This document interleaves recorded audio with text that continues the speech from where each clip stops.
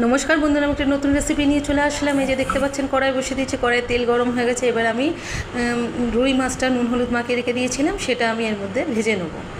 এপিট ওপিট হালকা করে ভেজে নেবো। আজকে আমি ফুলকপি আলু দিয়ে রুই মাছের ঝোল করে দেখাবো।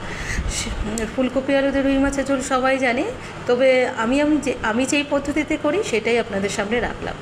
এই যে আদা রসুনের পেস্ট করে রেখেছি, পেঁয়াজ লঙ্কা টমেটো কেটে রেখেছি, আলু আর ফুলকপি কেটে সব রেডি করে রেখেছি। এবারে মাছ ভাজা হয়ে গেছে, দেখেন ওই তেলের মধ্যে এবারে আমি ফুলকপিগুলো হালকা নুন আর হালকা হলুদ দিয়ে ভেজে তুলে নেব। দেখেন ফুলকপি ভাজা হয়ে গেছে। এবার ওই তেলের মধ্যে আমি একটু কালো জিরে ফোড়ন দিলাম আর কেটে রাখা পেঁয়াজ লঙ্কাটা এর মধ্যে দিয়ে দেবো।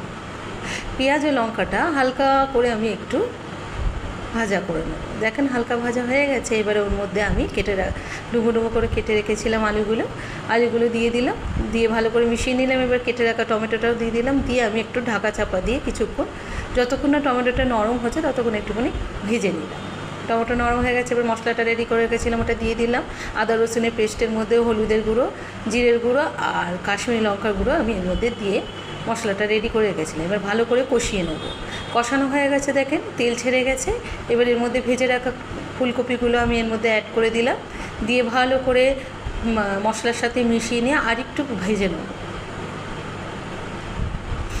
দেখেন কষানো হয়ে গেছে। এবার পরিমাণ মতো আমি এর মধ্যে জল দিয়ে দেবো।